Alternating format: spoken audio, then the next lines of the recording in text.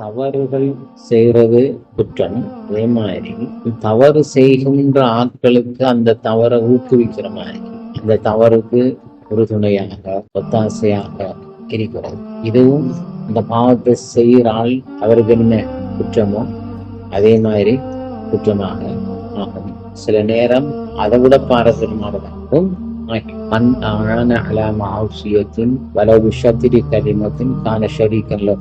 ஒரு தவறுக்கு யார் உதவிப்படாரோ அது ஒரு வார்த்தையின் அரைவாசியாக ஒரு பகுதியாக இருந்தாலும் சரி, அந்த குற்றத்துல அவரும் சமனாக குற்றாளியாக அமைப்பார் அப்படின்னு சொல்லி. இப்ப அவனை அடி சொல்ற, அவனை அடி என்று சொல்றது, இப்ப அவனை அடி ரெண்டு அவனை வழங்கிட்டான் அடிக்கதான் சொல்றாருன்னு சொல்லி அவனை சொன்னாலே அடி என்று சொன்ன அதுல அரைவாசி இல்ல ஒரு பகுதியை சொன்னாலும் பெருகுற்றத்தினால என்னென்ன பிள்ளைகள் குற்றங்கள் வருகிறதோ அது அனைத்திலையும் ஒரு சமனான குற்றவாளியாக இருக்கட்டும். ஏன் உங்களுக்கு நாங்கள் சொல்றோங்க, நம்ம சமூகத்துல நிறைய பேர் பாவம்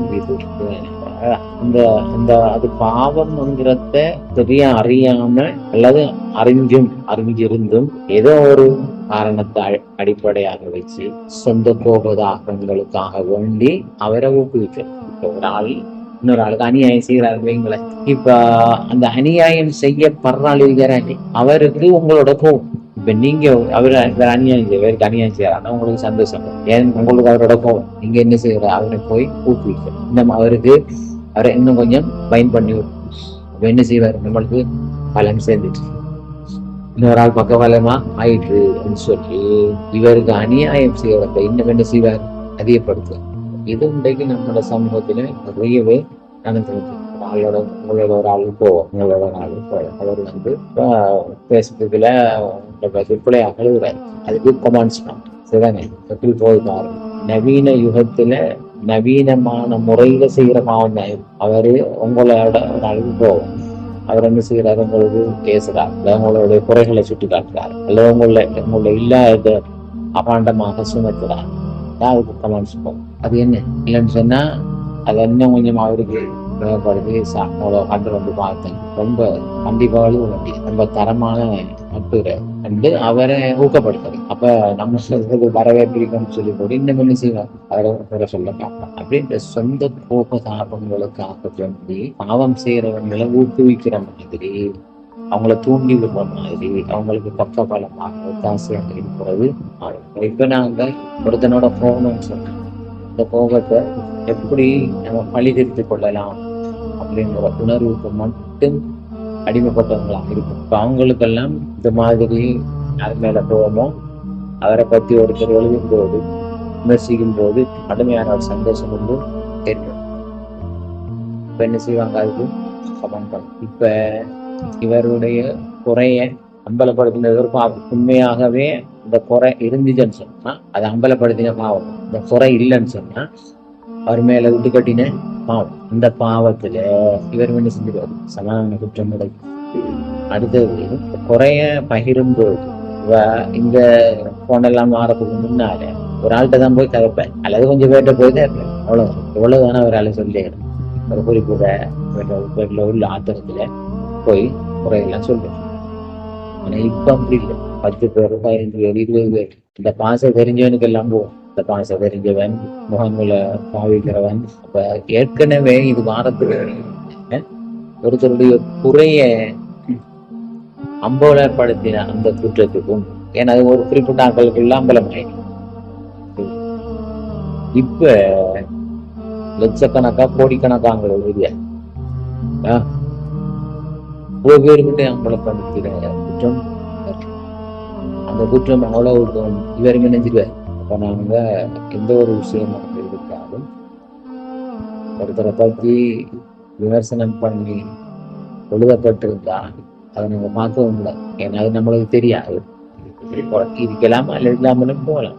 எனக்கு அடுத்த ஆக்களை இப்ப நீங்க உங்களை பற்றி ஒரு ஆள் குறை சொல்றாரு, இருக்காருன்னு சொன்னா அதை நம்ம கட்டுக்கிறீங்களாமா? கட்டுக்கிறீங்க. அஸ்ஸாமிஉ ஷரீக்குல் காயில், குறை சொல்றான் என்று தெரிஞ்சா கேட்கப்படும். கேட்டுக்கிறீங்கிற ஆள் பேசுற ஆளோட சமனாயிடுது. குற்றத்தில் ஒரு ஆளை பற்றி ஒரு ஆள் புறம் பேசுறான்னு சொல்லிக்கல, கேட்டுக்கிறாரு ஒன்றும் பேசுறது கேட்டுக்கிறீங்க. சொன்னவரு அதை கேட்டவரு கேட்டவரு. இப்ப நாம பார்க்கும் போது ஒரு ஆளை பற்றி குறைதான் கேட்கிறோன்னு சொன்னா என்ன, அது பேசும்போது கேட்கிறோம், எழுதும் போது என்ன பார்க்கிறோம். எல்லாம் தானே விஷயம் உள்ளுக்காக நம்மளுக்கு கேட்டாலும் சரி பார்த்தாலும் சரி. எப்படி நவீனமாக குற்றம் தெரியாம என்ன விஷயம் போட்டு படிப்போம். படிச்சுக்கிட்டு இருக்கக்குள்ளே நம்மளுக்கு பாவம் இது உண்மையா பொய்யா இந்த மாதிரியாக செய்யறதுனால நமக்கு வரக்கூடிய குற்றங்கள், அதன் விளைவுகள் சரிதானே, அதனுடைய பாரதூரம் இதெல்லாம் நாங்க மக்களுக்கு சுட்டி காட்டி இதை தவிர்த்து கொள்ள வைக்கலாம் சொன்னா அதை பற்றி அந்த பாவத்தினுடைய பொறுமை, கடந்த காலங்கள்ல உண்டான பொறுமை, இப்போ உள்ள பொறுமை, இதுகளெல்லாம் சுட்டி காட்டி அவங்கள தவிர்த்து கொள்றதுக்கு உரிய மாதிரி நாம எழுதணும் அப்படிங்கிற மாதிரி சொன்னா அதை பற்றி புதிய ரூபத்துல வரக்கூடிய குற்றங்கள் எல்லாருக்கும் பழங்கணும் படிக்க ரெண்டு நினைச்சிட்டு இருக்கேன். அதை சொன்னேன் செஞ்சிருக்கோம் பாவமாங்க. பொதுவாகவே அங்க என்ன உதவி ஆசை செய்வதாக இருந்தால் அது பாவத்துக்கு துணையாக இருக்குதாங்கிறதையும் பார்க்கணும். அதே மாதிரி நம்மளுக்கு நல்லா பகிரங்கமாக தெரியுது சொன்னா இந்த தவறுகளுக்கு நாம பக்கத்தாங்க தெரிஞ்சுக்கிறது கூடாது. அதை எப்படி எந்த வகையில தடுக்கலாம்ங்கிறத யோசிச்சு அது நம்மளால முடியுமாக இருந்தா இந்த வகையில நமக்கு முடியுதோ அந்த வகையில உங்கள இருந்து யாராவது ஒரு தவறை தந்தா அவர் தன்னுடைய கையினால் தடுக்கணும். கை அப்படின்னு சொல்லும் போது இப்ப அவருக்கு பலசாலி அவரால் தடுக்க இயலும். அதை இதுக்கடுத்தான் அது தடுப்படணும்னு சொன்னா ஒரு வீட்டுல திருடமோ அல்லது ஒரு பெண் கூட்டு அவங்க உள்ள உங்களை மாணவப்படுத்த முயற்சிக்கலாம். இப்ப நம்ம அந்த நேரம் அவனுக்கு பயம் பண்ணிட்டே இருக்கலாம். அவன் அந்த நேரம் அடிதான் 7 நிமிஷம் அவரை அந்த கட்டங்களை பார்க்கணும். அப்படி இல்லையா அவரால் முடியாதா அடுத்தது அது அடுத்து தடுப்பது இன்னும் கொஞ்சம் ஒழுகு. இப்ப முகநூல்கள்ல நிறைய பிள்ளைகள் எல்லாம் செய்யறாங்க. இந்த பிள்ளைகளை சுட்டி காட்டி இது என்னென்ன பாவம், அதனால இதுகளை நாங்க தவிர்த்து கொள்ளணும். அதை பற்றி எச்சரிக்கைகள் வந்திருக்குது, என்ன எச்சரிக்கைகள் வந்திருக்குது, பாவம் அது சம்பந்தமான எச்சரிக்கைகள், அதனுடைய தண்டனைகள், சிதனை இந்த பாவத்தினுடைய பொறுமை, இதையெல்லாம் சுட்டி காட்டி நம்ம எழுதி மக்களுக்கு போதித்தோம்னு சொன்னா அதுவும் கைக்குள்ளதான கையாளான அப்படி அவரால் முடியலை. அவரோட அதிகாரம் இருக்காம ஆட்சி அதிகாரம் இருந்தோம் சொன்னா அவரோட அதிகாரத்தை பயன்படுத்தி என்ன செய்யலாம், அரசாங்கத்தில் இருக்கக்கூடிய பெரிய பெரிய உயர் அதிகாரிகளுக்கு அந்த பவர் அவங்க என்ன செய்யலாம், நம்மளுடைய அதிகாரத்தை பயன்படுத்தி அது கிடைக்கலாம். அதுவும் கைக்குள்ள கைக்குள்ள அதிகாரமும் கைங்கிறது தான். அதால முடியலன்னு சொன்னா மக்களுக்கு சம்பத் தொழில்நுடைகள் பள்ளிவாசல்கள் அல்லது மக்களை கொன்று ஊட்டி ஒரு இடத்துல வச்சு செய்யறது, அப்படி அவருக்கு அது கேளுன்னு சொன்னாங்க. அதுவும் இல்லை நம்மளால சொன்னா அவர் உள்ளத்தால அதை கருத்து ஒதுங்கி அடுக்கிறதுக்கு முடியுமான வழிகளை தான் அவர் அவருக்கு உதவியாக பக்க காலம் நம்மளோட சமூகத்துல அது நிறைய நடக்கும். இதன் தொழுகையாளி அவன் தொழுகை மாட்டான், அவன் தொழுகை கண்டிப்பாகும் போறது.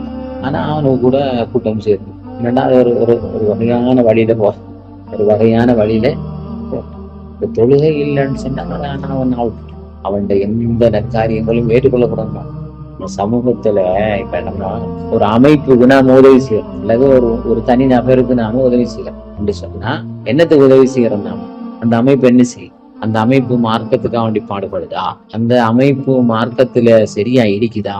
இல்ல அந்த அமைப்பினுடைய போங்குனால மார்க்கத்துக்கு ஏதாவது சிதைவு ஏற்படுத்தாம் இது பார்க்கணும். பார்த்து மார்க்கத்துக்கு அது ரொம்பவும் உதவியாக இருக்குன்னா நம்ம நல்லா தாராளமாக செய்யலாம். அது உங்களுக்கு விளங்கும். சமூகத்துல பலரு அநியாயங்களையும் அட்டூழியங்களையும் செஞ்சுக்கிட்டு சமூகத்துல ஒரு மார்க்கவாதிகளாக அல்லது மார்க்கத்தை முன்னெடுக்கின்ற ஒரு அமைப்பாக எல்லாம் செயல்பட்டுக்கிட்டு நிறைய இருக்கலாம். சரிதானே? அவங்களுக்கு நாங்களும் எங்களுடைய குடும்பமும் உதவி செய்தாங்கிறத கவனிச்சு அது சாதாரணமானது இல்லை. அவங்களால சமூகத்துக்கு நாசம் ஏற்படுது ஒன்றிருந்தால் அவங்களுக்கு நாங்க உதவுறது ஒரு பாவிக்கு உதவுறதை விட பாரதூரம். ரெண்டாவது ஒரு ஒரு குரூப் ஒரு டீம் அவங்க ஒட்டுமொத்தமாக செய்யற அநியாயம் இந்த விஷயத்துல நாங்க கவனமாக இருக்கிறோம். நாங்கெல்லாம் போய் ஒரு அமைப்புக்கு காசு கொடுத்து பணம் கொடுத்து உதவி செய்யற நிலைப்பாட்டில் இல்லை. ஆனா உடல் ரீதியான ஒத்தாசை பணம் அப்படி எல்லாம் நல்லதானேன்னு சொல்லி போட்டு நம்ம அப்படி உதவ போகும் போது நம்ம என்ன செய்யணும்? என்ன நடக்குது, உங்களால என்ன சமூகத்துக்கு என்ன பயன், மார்க்கத்துக்கு என்ன பயன் அப்படிங்கிறத பார்க்கணும். அதுதான் அவங்களுக்கு நாம ஒத்தாசையாக வெளிப்படும். அது பண ரீதியாக இருந்தாலும் சரிதான், உடல் ரீதியாக இருந்தாலும் சரி. அப்போ பாவத்துக்கு உதவியாக இருக்கக்கூடாது. பாவங்கள் பேசப்படுகின்ற சமயத்தில் அதை கேட்டுக்கொண்டிருக்க கூடாது. பாவங்கள் நடக்கின்ற இடம் அந்த இடத்துக்கு போகும்.